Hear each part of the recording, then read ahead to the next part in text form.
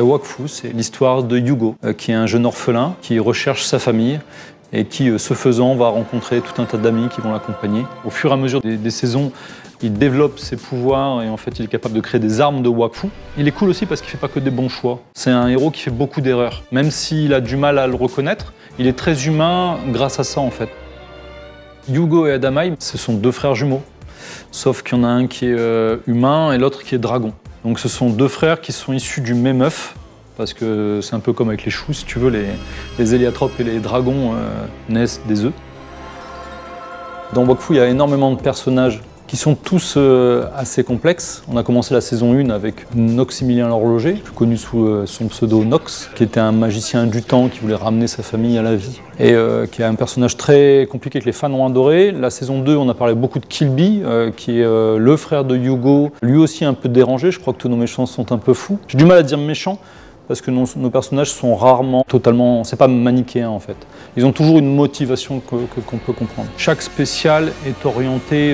on en apprend plus sur les personnages des antagonistes de la série. On a réalisé 3 épisodes spéciaux qui en fait sont des épisodes de 45 minutes qu'on avait donc travaillé il y a peut-être une dizaine d'années maintenant, qui étaient liés à Ogrest, qui faisait suite à la saison 2. On a également travaillé un épisode spécial sur le méchant de la saison 1 qui s'appelle Noximilien l'horloger.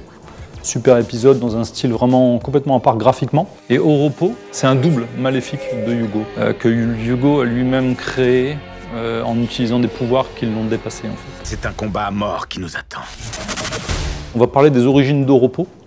Tu n'es pas différent des dieux. Qui met en avant ce personnage qui est le grand vilain de la saison 3, dans le spécial qui sera diffusé sur Slash. Au repos qui vient voler un objet très important à Grug Aloragran, qui est un des grands personnages de la saison 1 de Wakfu. Donc en fait on a aussi, on rétropédale et on voyage un petit peu dans le temps aussi.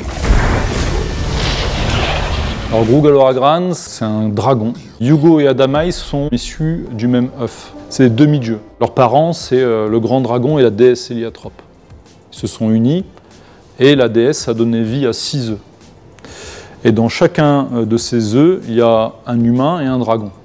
Et en fait, ça donne à chaque fois des jumeaux, des frères dragons, comme on les appelle.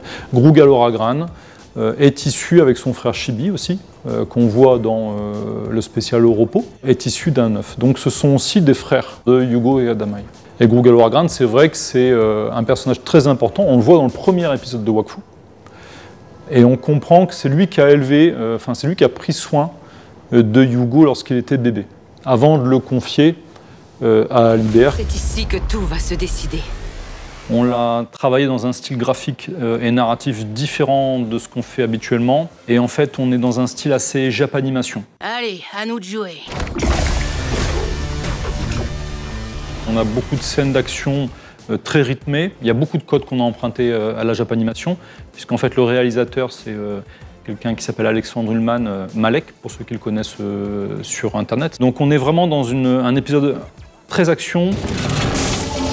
Cet objet n'est pas à mettre entre toutes les mains. Vous pensez aller où comme ça? L'Ilia Cube, c'est un peu la bombe nucléaire. C'est le nucléaire. C'est vrai que vous avez un pouvoir incroyable quand vous le possédez, et si vous l'utilisez mal, c'est très dangereux. Et donc c'est très convoité par les vilains en général. Et l'idée, c'est que les héros empêchent les méchants d'appuyer sur le bouton rouge.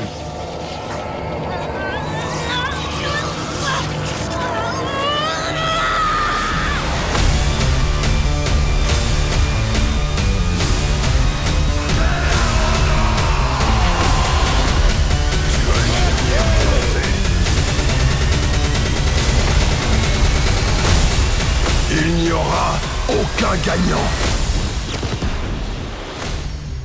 Rendez-vous le 17 novembre sur France Télé Slash. Sois le feu et la terre, l'eau et la poussière, héros, marbre et toi. Vois la légende s'écrire, l'histoire se construire, l'avenir.